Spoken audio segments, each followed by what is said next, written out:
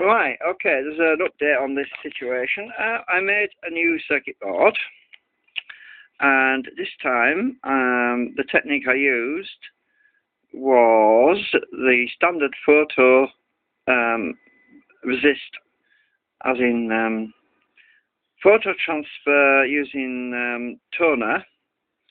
However, and with the copper side, I used the standard technique of soaking it in water to release the paper and then rub the paper until the paper came off the board.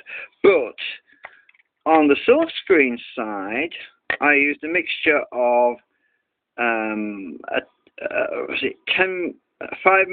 milliliters of acetone mixed in with, I think, 50 milliliters of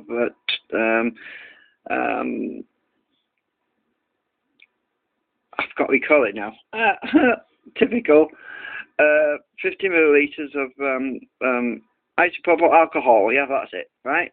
Ordinary isopropyl alcohol. Right. So you put a tiny amount of acetone in it, which helps to release. This is the piece of paper that the actual get the magnifying glass on it. That's a piece of paper that my silkscreen was on, and as you can see, there is absolutely nothing on. There's a tiny bit at the bottom, but I'll tell you why. Because what I did was, when I took it out, I allowed it to cool, and then on the paper side, I sprayed with a fine mist the acetone, which was a small amount, tiny amount, mixed in isopropyl alcohol on the back of the paper.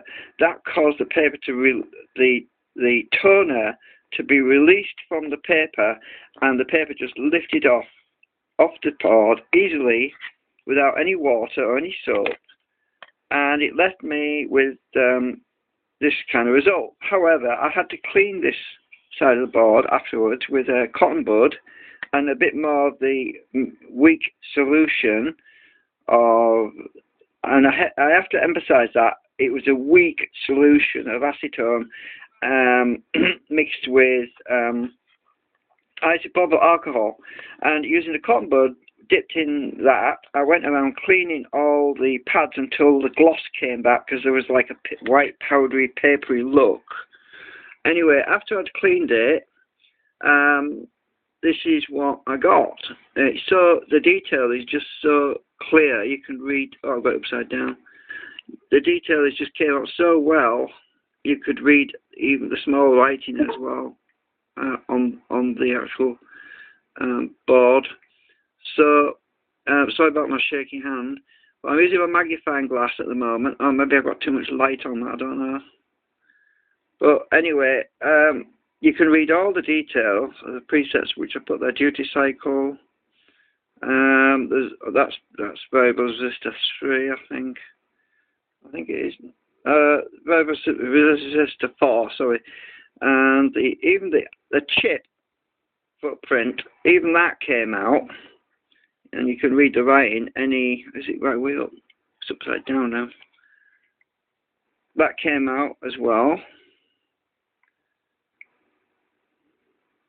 And I couldn't find any flaws with it at all. So, just a little tip, if anyone else wants to do a silkscreen and you want to get the best transfer of the toner across to your board, but obviously you've got to sand it as well. You've got to sandpaper before you start to make sure that this side of the board is extremely rough.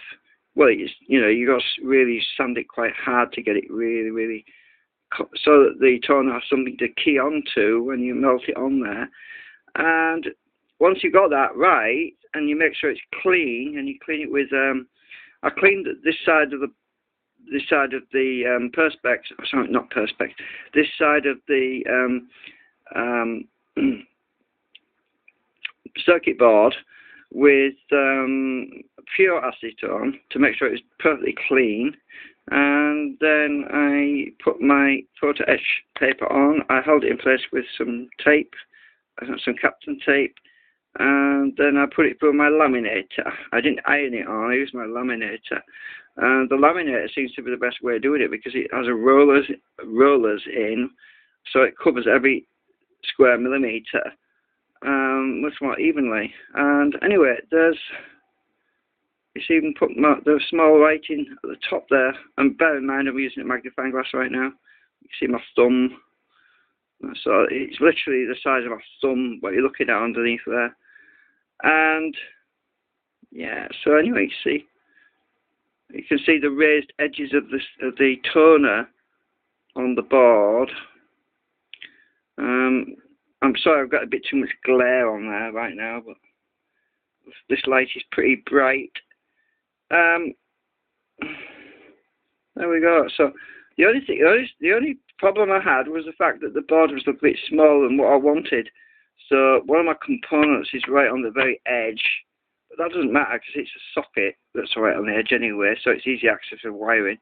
And there's the other socket over there, that one next to my thumb. This is the one socket, this is the other socket. And these are my transistors. I've already built a board like this previously, and that one's over here. Well, that one's over here. Oh, sorry, I've not much light over here. Now, I built this board, and the new board I've just etched is an improved design. So you can actually see, it's not very bright. I've got LED lights in here, but that's the one I made previously. So this new version is version 6. That's how many times I've revised it. Anyway, thanks for watching. I'll get this video uploaded onto YouTube, and you're able to see it much more clearly. I've got the date on there as well.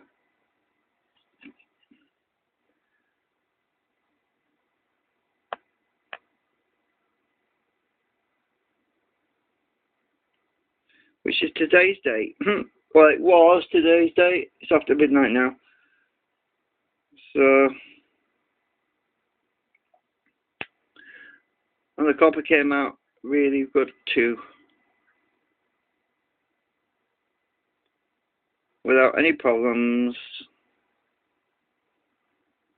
Just put the light behind it so you can see through it.